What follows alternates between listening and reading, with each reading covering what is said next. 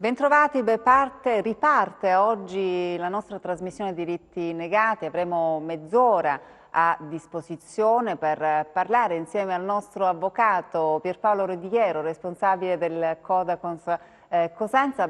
Anche a partire da oggi, per ogni settimana, speriamo di dare consigli utili ai nostri telespettatori. È ridotto un po' il tempo, quindi io prego magari chi vorrà intervenire in diretta di fare domande brevi, insomma 10 secondi, così possiamo dare l'opportunità un po' a più persone di intervenire e parlare con noi.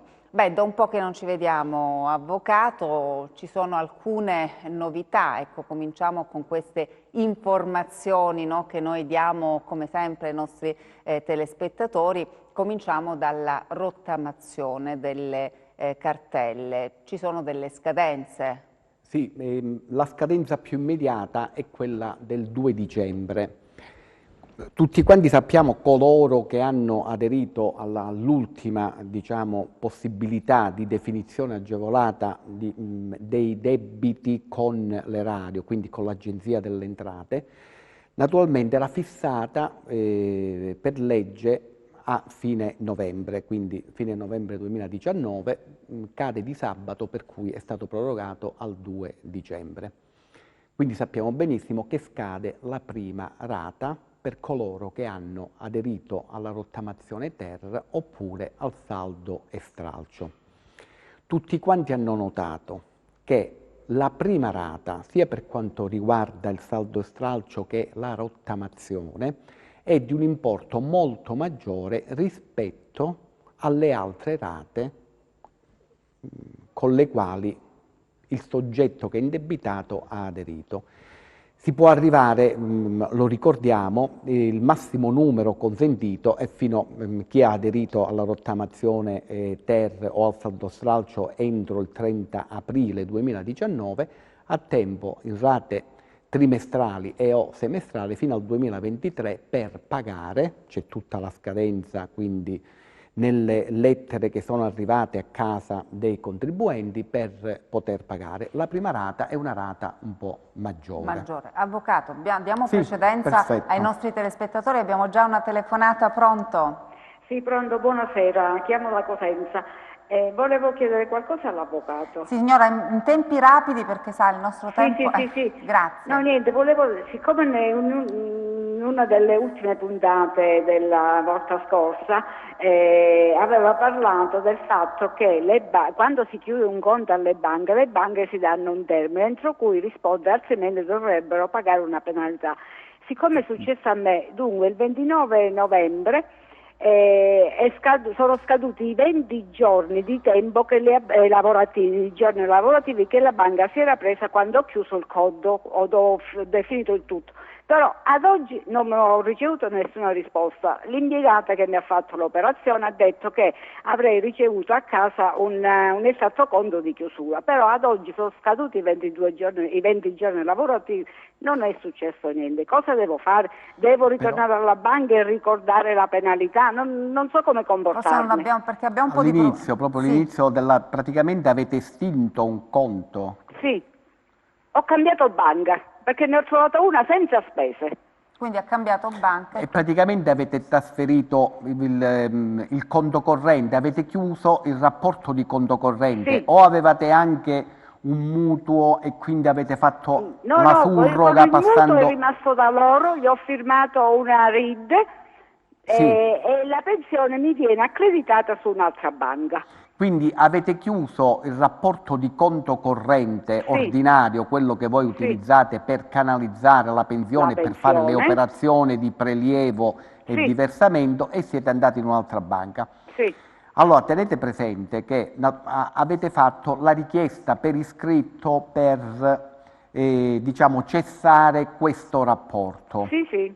Normalmente la banca sa esattamente quali sono eventuali interessi passivi o attivi che maturano su quella giacenza di somme che voi avete, per cui teoricamente in tempo reale avrebbe dovuto chiudere i conti di conto corrente nel momento in cui avete fatto la richiesta. Perché si tengono qualche giorno? Che i 20 giorni che vi hanno detto sono norme regolamentari, ecco, la legge, il testo unico bancario non parla, diciamo, di questa tempistica, ma è semplicemente una norma interna all'istituto bancario dove siete voi. Questo per quale motivo? Ci potrebbero essere in giro degli assegni da voi emessi e allora potrebbe venire il pagamento, diciamo, non più c'è che niente in altro. giro da me. Non avevo Tenete più assegni presente, da anni. tenete Facevo tutto con il bancomat.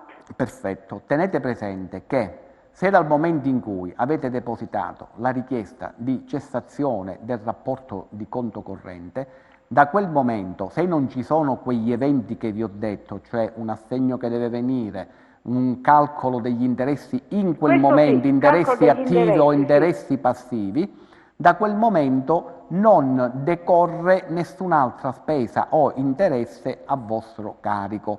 Per cui è vero che vi deve essere data la comunicazione, però diciamo, non ci saranno più poste negative, passive a carico vostro dal momento in cui avete depositato la domanda. Per cui Quindi anche se sono trascorsi questi giorni... Anche se sono trascorsi questi giorni. Quando ho chiuso il conto ho versato gli interessi, le somme che io dovevo, l'impiegato mi ha detto fate 100 euro in più per eventuali interessi e così ho fatto. Per quello Quindi che vi ho ho depositato detto, sì. anche in più, però non ho ricevuto ad oggi nessuna risposta. Allora, il sollecito si può fare sempre. Tenete presente che le somme che naturalmente accreditate, perché se non sono servite per pagare ulteriori interessi passivi maturati alla data... Dovevano essermi accreditate sulla nuova banca. Perfetto, esattamente però, così. dopo Però 20 giorni lavorativi che loro si sono presi, siamo dopo un mese, ad un mese quasi, non ho ricevuto nessuna comunicazione. Si può fare solamente un sollecito diciamo alla banca, all'istituto. Quindi posso andare lì dall'operatrice che mi ha fatto l'operazione ed insistere? Dovete andare perché alla banca, presso il nuovo istituto presso il quale vi siete rivolta, non è di pregiudizio avere un conto corrente che è ancora formalmente acceso ma di fatto sarà disattivato, è chiuso. Perché nell'eventualità, se ci fosse, diciamo, pregiudizio perché c'è un ritardo dalla banca a chiudere quel rapporto, ci sarebbe anche il risarcimento del danno. Io saluto la signora perché...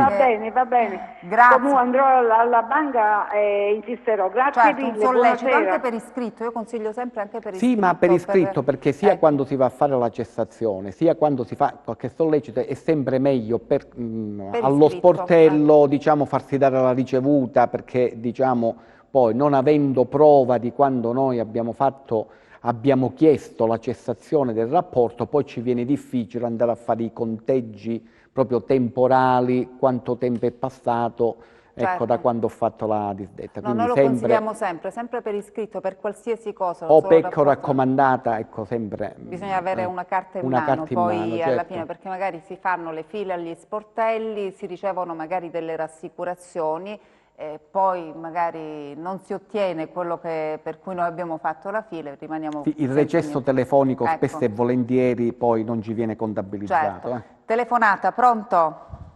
Pronto? Salve, da dove ci chiama? Da Cosenza. Benvenuto, anche lei prego in maniera rapida di porre la domanda, so che magari sono degli argomenti per cui c'è bisogno di avere qualche informazione in più, cerchiamo un po' di rientrare nei tempi. Grazie. Volevo fare la domanda all'avvocato riguardo alla rottamazione interna. Sì. Io una l'ho fatta, però la prima rata è molto più piccola rispetto alle terze, alle quarte e alle quinte, ho fatto 5 rate. Per questo le prime due sono di importo più piccolo, un 60 e la terza 169.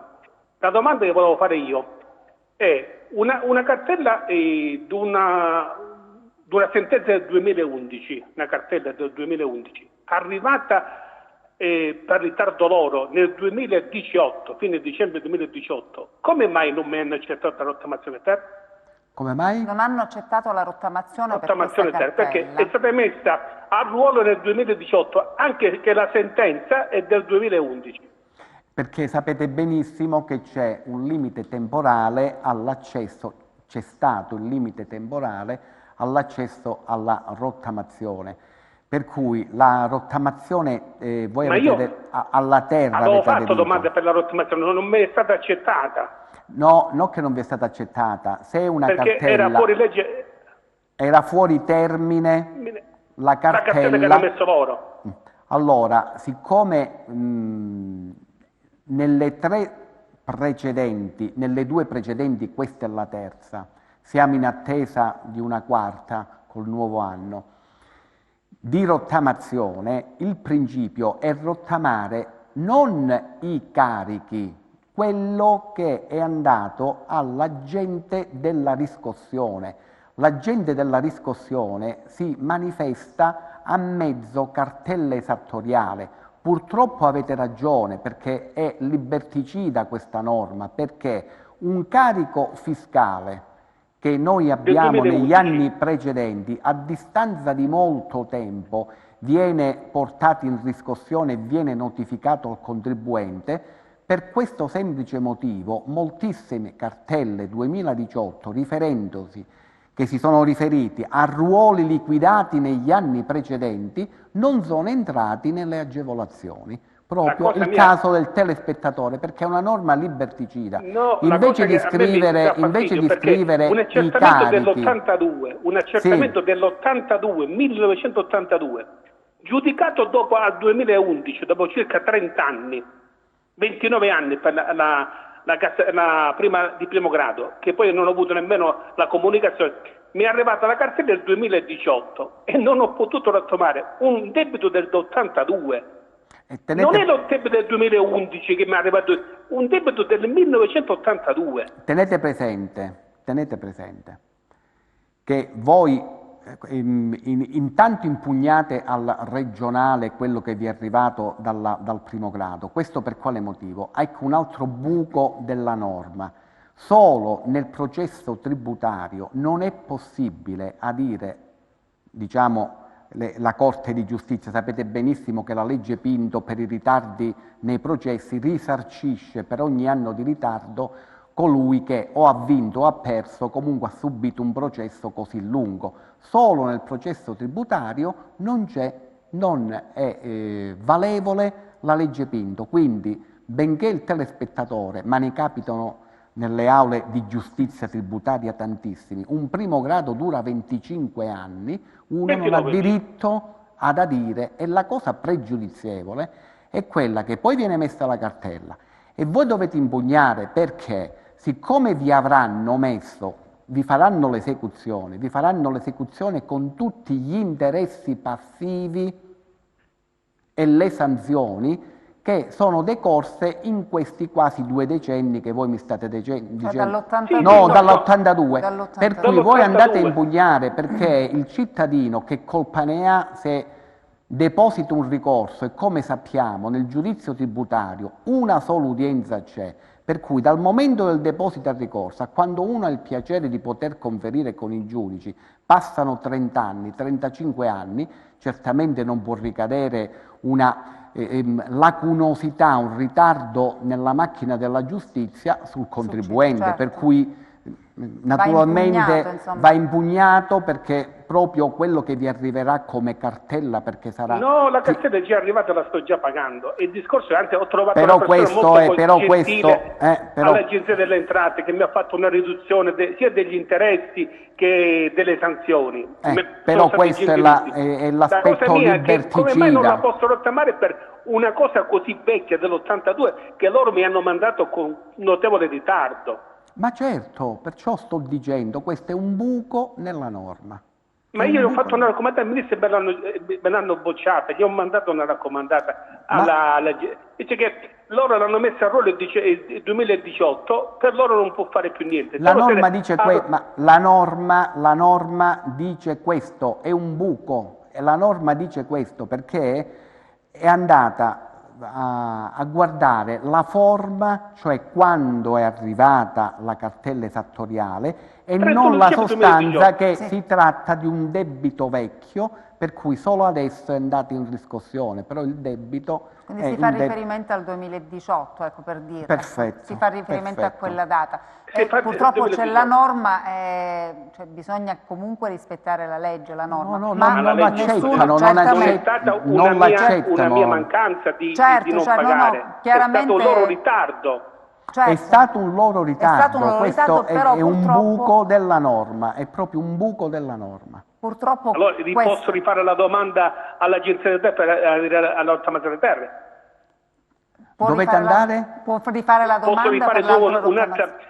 un'altra lettera per chiedere la rottamazione? Allora, voi se ve l'hanno rifiutata non potete più accedere, i termini sono scaduti, il 30/4/2019. Io l'ho fatta prima del 34. Se ve l'hanno rigettata, se ve lo hanno esclusa, ve l'hanno esclusa, perché se voi eravate nei termini, ferme restando queste considerazioni che abbiamo fatto, di poter accedere al saldo e stralcio, ciò che non rientrava nel saldo e stralcio automaticamente senza vostra nessuna istanza passava in rottamazione, quello che non rientrava andava direttamente in rottamazione. Voi avete fatto la rottamazione, vi è arrivata la risposta e quindi la risposta che è fuori rottamazione non potete più rientrare. Purtroppo c'è la... Tenete presente, cercate di mantenerla viva perché No, sto pagando. state pagando, se avete rateizzato, tenete presente che sono in occasione... 10 anni me l'hanno fatto.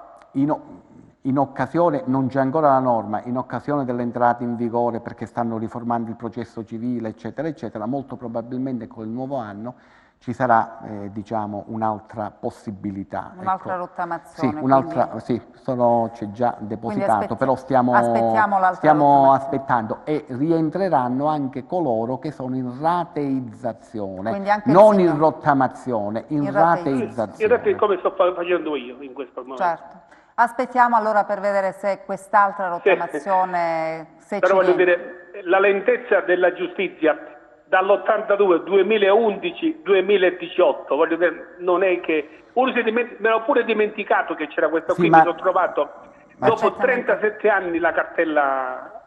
Perfettamente, io la devo salutare perché il tempo stringe, purtroppo ha ragione, insomma ci sono questi tempi lunghi che poi vanno a finire. Sì, sono tempi lunghi e poi la giustizia tributaria ha tutto un'altra dinamica processuale. La cosa seria, cioè queste norme, ripeto, sono liberticide perché a distanza di decenni poi il contribuente si trova a pagare anche gli interessi passivi da quando è impugnato fino alla fine e sono veramente poi delle tragedie a secondo della somma che era in contestazione. Certo, come diceva il nostro telespettatore, avevo anche dimenticato di questo, cioè dall'82 uno dimentica, no, magari di avere questo debito. Allora si aspetta questa ulteriore rottamazione, noi saremo qui a partire da oggi, daremo appena ci saranno notizie, noi daremo tempestivamente, come abbiamo sempre fatto in tutti questi anni, daremo notizie delle novità per quanto riguarda l'ulteriore rottamazione. Ci sono delle novità anche per quanto riguarda il reddito di cittadinanza. Sì, volevo terminare semplicemente. Sulla rottamazione. Il 2 dicembre quindi scade il termine per pagamento della prima rata. C'è una novità e praticamente chi ha aderito, ha fatto domanda per la rottamazione ter o il saldo e stralcio e si accorge che comunque le cartelle che ha portato in rottamazione o in saldo stralcio è troppo oneroso quello che paga e vuole scegliere soltanto le cartelle che ha portato in rottamazione o saldo e stralcio per continuare a pagare, lo può fare semplicemente accedendo via internet, si chiama Conti Tu, cioè un nuovo servizio per cui il contribuente che ha aderito e quindi è stato già accettato, diciamo, il piano di rientro agevolato, può scegliersi le cartelle che vuole rottamare. e le altre vengono escluse e l'Agenzia delle Entrate praticamente manda immediatamente il ricalcolo escludendo le cartelle che il contribuente non vuole che rientrino, quelle le vuole escludere dal piano di Questa è la rateizzazione. novità, insomma. Per cui questo, diciamo, è importante per chi lo vuole fare.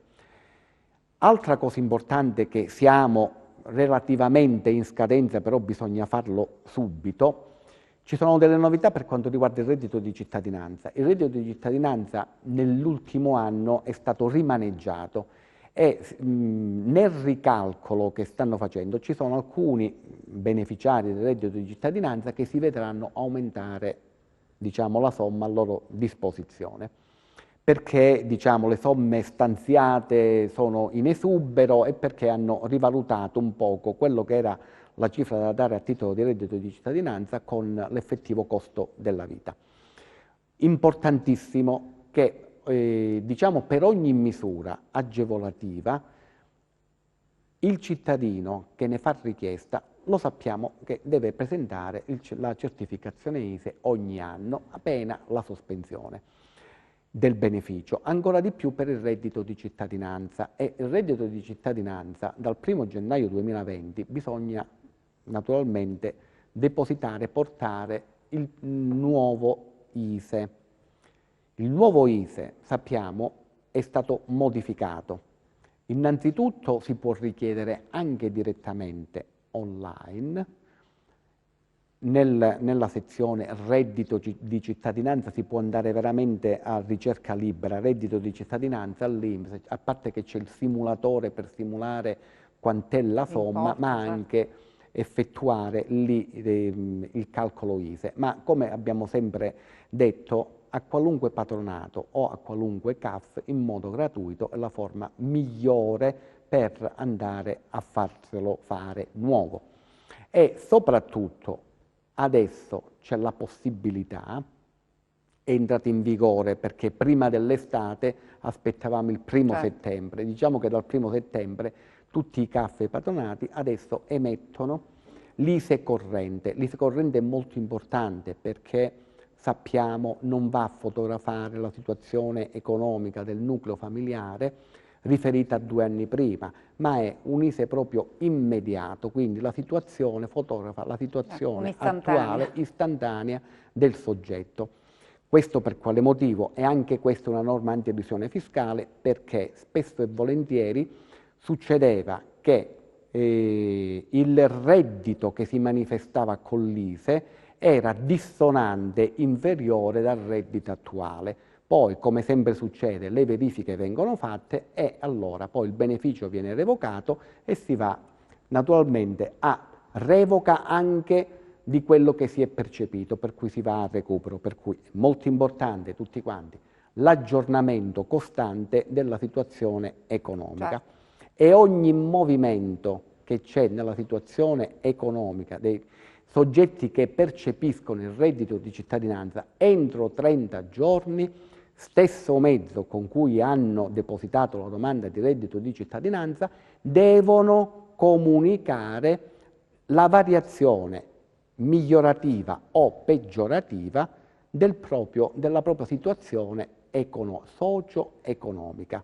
Perché se è peggiorata avranno più somme, se è migliorata ci sarà una percentuale in meno di quello che percepiscono. E i controlli ci sono proprio sulle dichiarazioni che vengono fatte proprio in relazione al reddito? I controlli sono automatici e avvengono praticamente tramite l'anagrafe tributaria dell'Agenzia delle Entrate, per cui sul codice fiscale ormai non scappa assolutamente nulla. Nessuno. Cioè il nucleo, chi fa la richiesta e il nucleo familiare, praticamente con l'anagrafe tributaria non è più possibile, diciamo, mistificare, nel senso che se c'è un rapporto di lavoro o se c'è, diciamo, una provvidenza, una pensione o una riqualificazione di pensione, eccetera, eccetera, se si sforano quei termini vengono sanzionati e viene bloccato subito il beneficio.